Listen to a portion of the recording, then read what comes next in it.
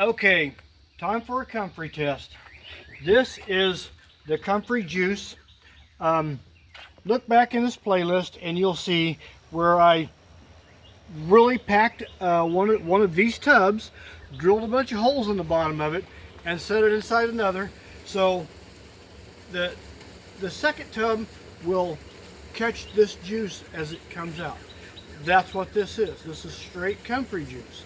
So my lovely assistant, thank you, Sasha. Yes, you're so helpful. So I'm going to mix this with non-chlorinated water or rainwater, which is right here in this wagon. And I'm going to feed. So I'm gonna really feed these up big time. My wife is saying she thought it was more like 2 tablespoons of this concentrate to a gallon. I don't think I need to dilute it that much. I really don't think that you can burn stuff up with comfrey juice. I don't know. I can dilute it a little bit more. Need some more water. Oh yeah, that needs used up. Had some water bugs in it. Sasha don't want to drink water bugs. No. The guineas will fight over them. Yep. The guineas, I love the guineas. They will fight over June bugs. If June bugs are in a water bucket back here and I splash them onto the sidewalk, they will run up and just zap, zap, get them off the concrete so fast.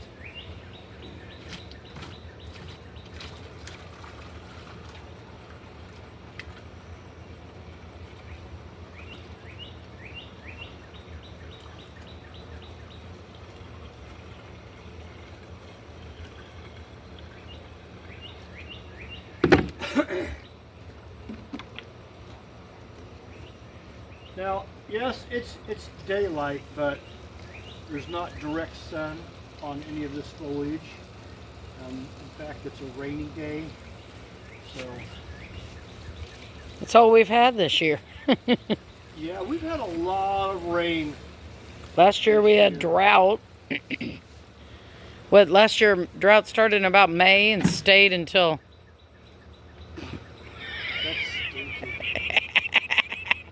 Oops. Blooper. A blooper. That was great.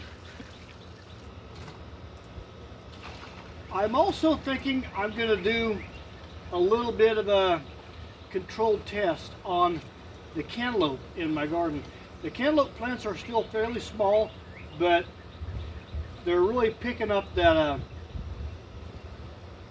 guinea manure, and they're just covered in strings of the pretty yellow blossoms.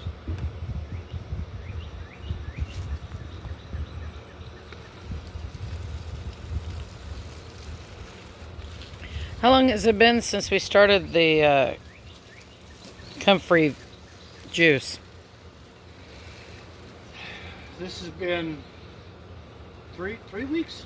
That's what I was thinking, and the comfrey's already coming back nicely. Oh yeah, it just it loves the rain, and just bounces back so fast. So you probably could get four harvests out of it a year, but three is that's pretty realistic. You can get 3 big harvests a year. Now I've got a lot of it back there, so I'm not afraid of using it all up. So now we're going to do, I want to see the test, because I have eight cantaloupe mounds. I'm gonna really feed 4 of them multiple times this year, and I'm not going to feed the other 4. Now they're in, like I say, guinea manure, and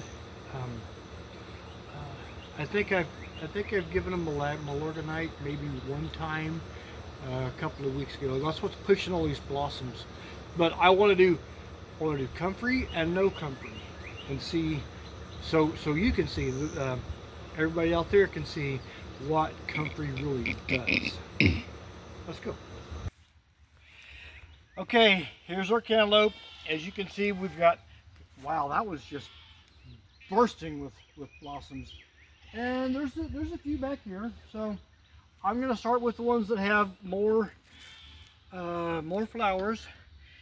Find the, okay, right here.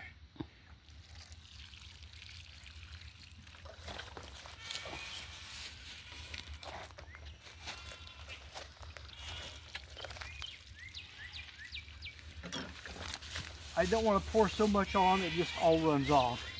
So,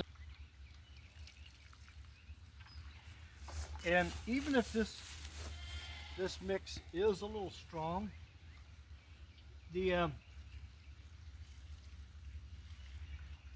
just rained, so the soil is really wet, and it's about to rain again. It's supposed to rain this afternoon or tonight, so I'm not overly concerned about giving them too much.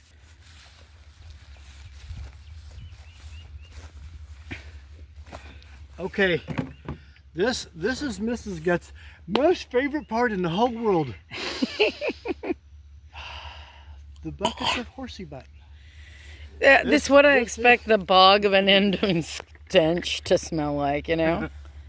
Okay, this is how I make the juice, what I call the concentrate, because we have tea in that one, concentrate in this one. This was just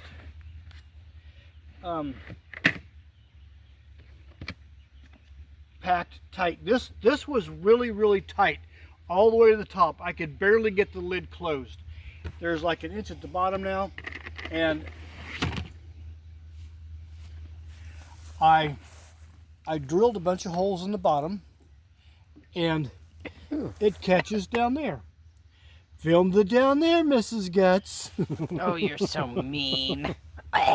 Yeah, it does stink. It has, like, it's been called a growing manure because it smells like horse butt.